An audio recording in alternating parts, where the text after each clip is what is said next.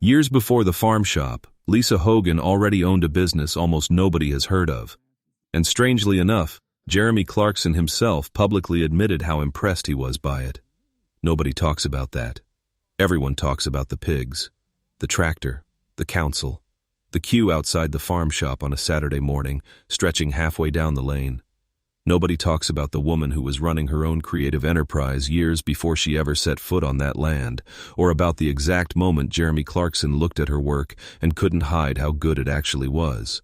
Because this was never a supporting role. It was a career that existed long before the cameras showed up. And by the time Clarkson's Farm made her a household name, she had already spent decades building something that was entirely her own.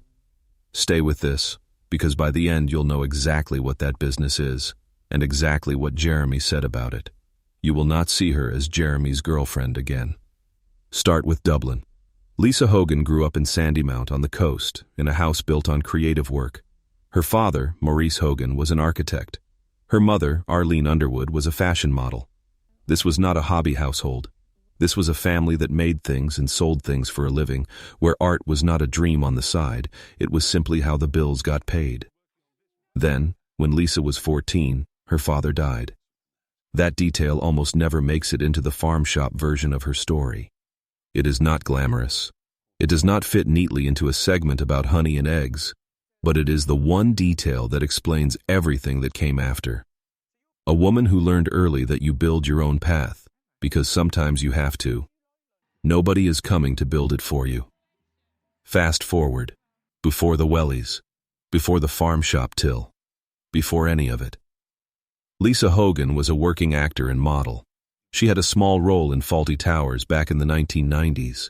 In 1997, she made her film debut in Fierce Creatures, alongside John Cleese, in a proper theatrical release with a proper cast list. That is not a footnote. That is a real screen career, years before Diddley Squad existed, years before anyone in Chipping Norton had heard her name, and years before a single camera had ever pointed at a farm gate in Oxfordshire. And underneath the acting, there was always the sculpture. Here it is. The business from the start of this video. Lisa runs LGH Sculptures, her own studio, her own name on the work, not a brand borrowed from anyone else. Figurative pieces, animal pieces, most of it centered on the human form, work that takes real technical skill and years to develop, not something picked up as a farm shop side hustle.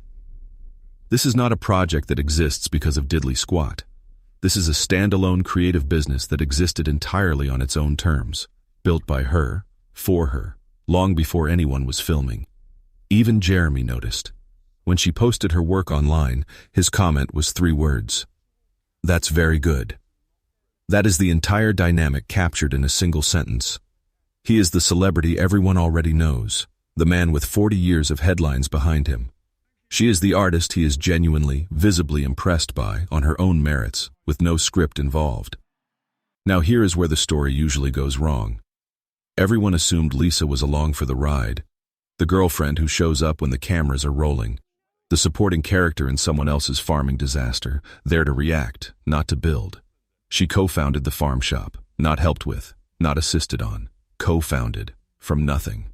From 44,000 pounds of assets and a stall in a field, into one of the most talked about small shops in the country. While Kaleb tours the country doing his own thing, and Jeremy fights the council over car parks and honey signs, Lisa has been quietly building the next thing. A new product line at the farm.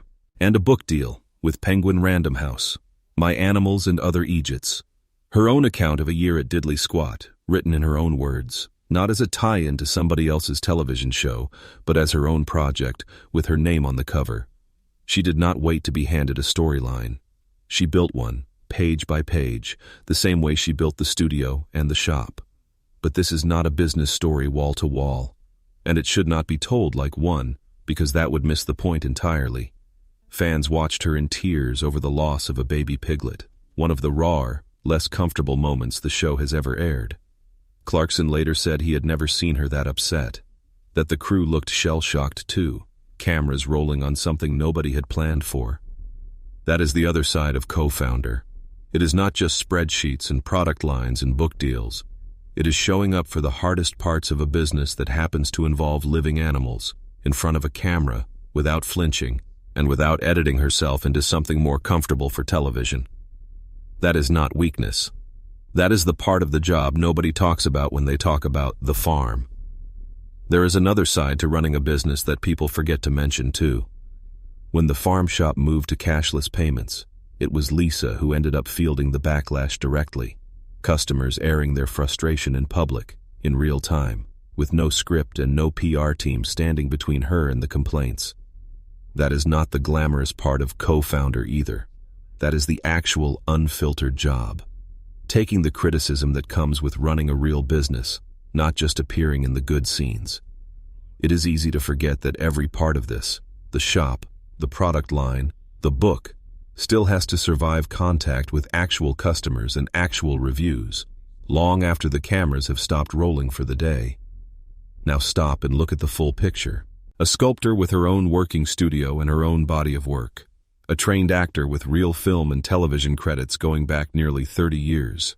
A woman who helped build a farm shop from a single stall into one of the most talked about small businesses in Britain. And now, an author, with one of the biggest publishers in the world behind her first book. None of that happened because she was standing next to Jeremy Clarkson. It happened because she was already building things, long before he ever put a spade in the ground at Diddley Squat, and it kept happening while the cameras were pointed somewhere else entirely. That is not a supporting role. That is a career that outlasted the marriage she came from, and has now outgrown the reality show most people only know her from. And here is the part worth sitting with. Most people who watch Clarkson's Farm already know exactly what Jeremy Clarkson was before the farm. Top Gear, the Grand Tour, decades of television, endlessly documented, endlessly discussed, impossible to avoid even if you tried. Almost nobody can tell you what Lisa Hogan was doing before it. That is not an accident of fame. That is simply what happens when one person in a partnership already carries 30 years of tabloid coverage, and the other built her career quietly, on her own terms, without needing the attention to make any of it real. The Sculptures did not need an audience to be good work. The acting career did not need anyone's permission to count. And the farm shop did not need Jeremy's name on the door to succeed. It needed someone who actually knew how to run a business, day to day, long before the cameras arrived and long after they leave for the evening. So the next time someone calls her Jeremy's other half, remember what that actually leaves out. An artist, an actor, a co-founder, now an author. That was never the supporting cast. That was someone who had already spent a lifetime being the lead in her own story, long before anyone ever pointed a camera at Diddley Squat. If you enjoyed this one, subscribe. There is more like it coming every week. Genuinely curious though.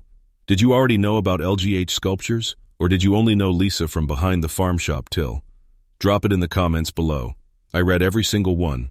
Thank you for watching, and subscribe.